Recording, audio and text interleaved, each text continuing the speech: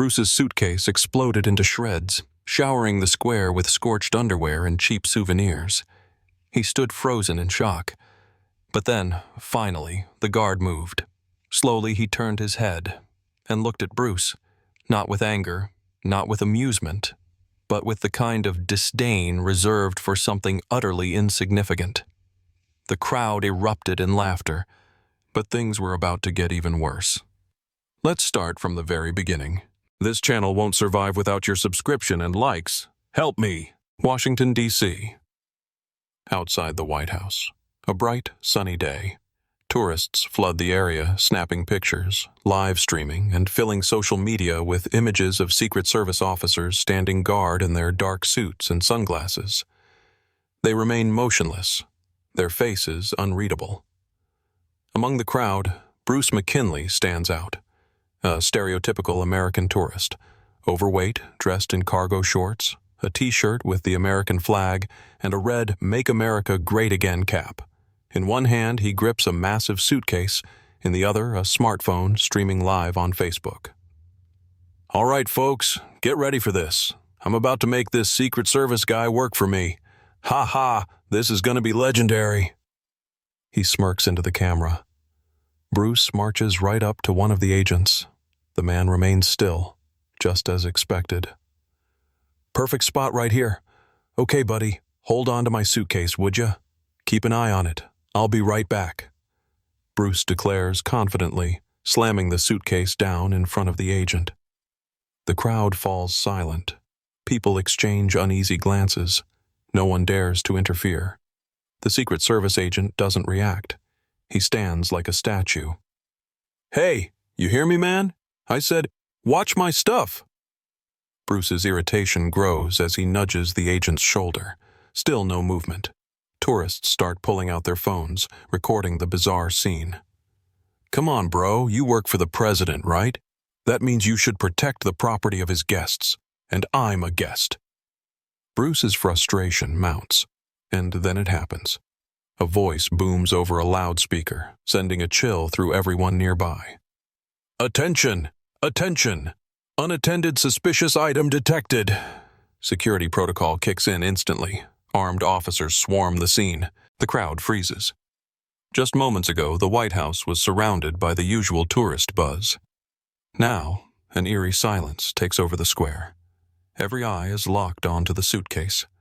To the police, it's not just an abandoned bag. It's a potential threat.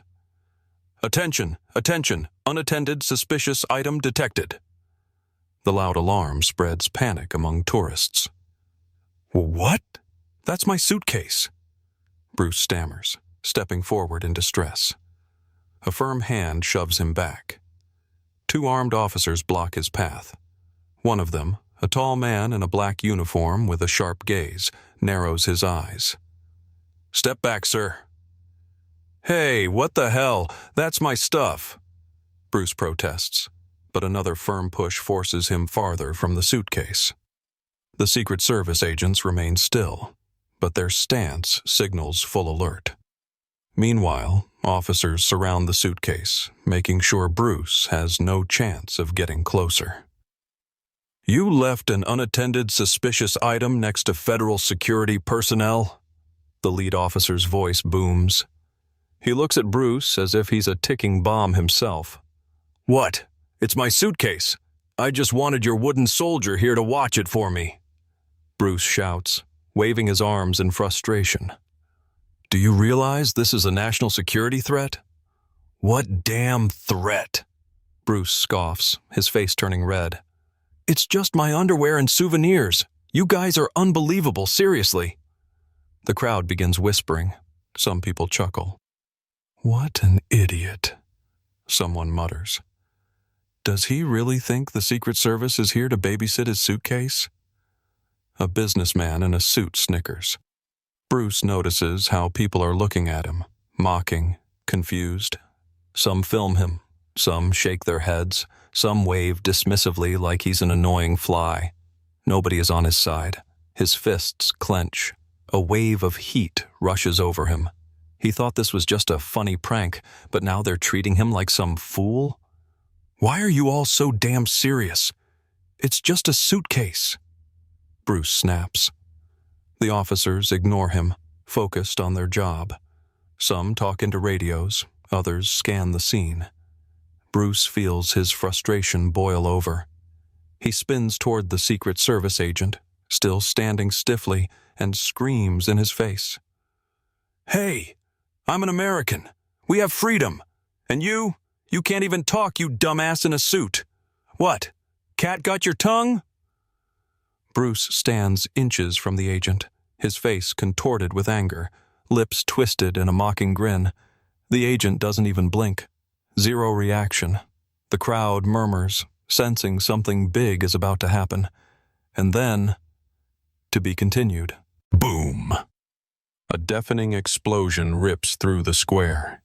The sound echoes off the White House walls, shattering the tense silence. People instinctively recoil. Some scream, some duck behind barriers, shielding their heads. But this isn't a terrorist attack. This is a controlled detonation. American bomb squads don't ask whose suitcase it is or how valuable its contents might be.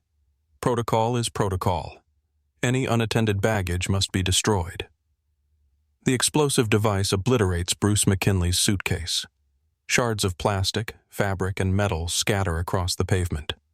The air fills with the acrid scent of burnt nylon and gunpowder. Pieces of clothing, a pair of boxers with an IDC print, a t-shirt featuring Trump's face, a crushed bag of Doritos, a charred passport, all of it reduced to ashes and debris. For a moment, the entire square is silent. Bruce stands frozen. His face turns pale, his lips tremble. He stares at the pile of smoldering remains where his luggage once stood, unable to process what just happened. His suitcase, gone. His belongings, obliterated. And then the rage takes over. "What? What the hell is wrong with you people? You're bag burners. You're barbarians!" He lunges forward, arms flailing, his face red with fury, veins bulging on his neck, his voice cracking with hysteria. But no one pays him any mind. The officers calmly step back, putting their gear away. The tourists, initially frozen in shock, suddenly erupt into applause. "Holy crap! That was the best thing I've ever seen!" A man in a business suit laughs, slapping his knee. "Serves that loudmouth redneck right!" A voice rings out from the crowd. Did he seriously think the Secret Service was his personal valet? People pull out their phones, capturing the scene, laughing, throwing insults at Bruce. But the most humiliating part? The Secret Service agent. He never moved. Throughout all the chaos, he stood utterly motionless, void of emotion. But now, for the first time, he makes a movement. Slowly, almost imperceptibly, he turns his head. And he locks eyes with Bruce. That gaze is cold, empty, dismissive, as if he isn't looking at a man, but at something insignificant, worthless. And that wounds Bruce deeper than the explosion itself. You all pay taxes for him to just stand there?" Bruce stammers, his fury clouding his senses. He spins toward the nearest officer, his face burning red, fists clenched like a toddler on the verge of a tantrum. "I'm suing you! I'm suing the president! You're all going down! I'm an American! I have rights!" The crowd roars with laughter. Jesus, does he really think the president cares about him? A teenager cackles, recording on his phone. The officer, who had been silently observing the scene, casually adjusts his radio, then looks Bruce dead in the eye and says in a calm, level voice, "Sir, you're under arrest for disorderly conduct."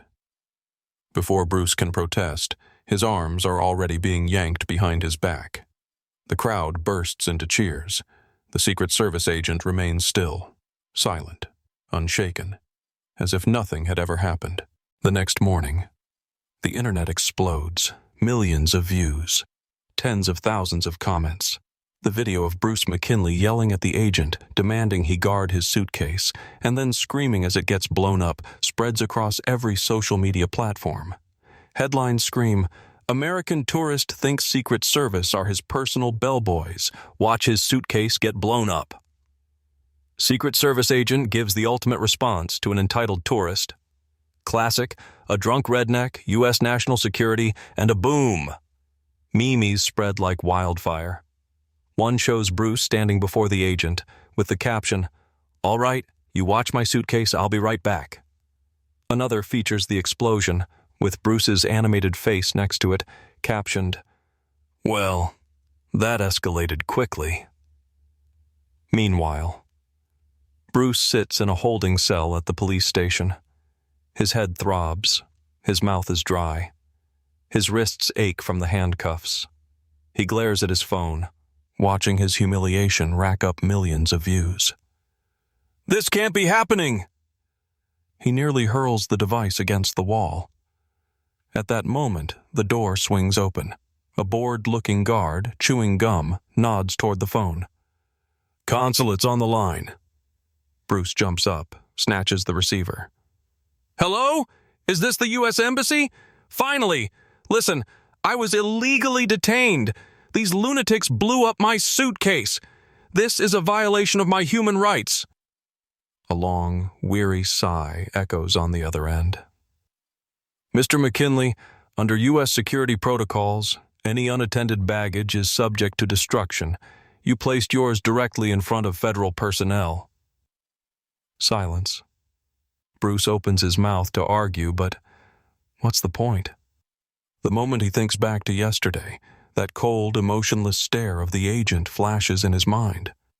That man never even blinked. He just looked at Bruce like he was nothing more than a piece of trash on the sidewalk. "I was just..." Bruce's voice trails off. The line stays quiet. Then, "All right, Mr. McKinley. Would you like us to quietly pay your fine so you can fly back to Texas? Without an international incident?" Bruce clenches his jaw. He wants to scream, to flip the table, to sue everyone, to make a scene. But even he knows that won't change anything. He grits his teeth. "Yeah, fine." He stands up, giving a reluctant nod to the officer. Without a word, they lead him to process his release. And just like that, his brilliant idea comes to an end. As for the Secret Service agent, he remains at his post, still unshaken, like the United States itself.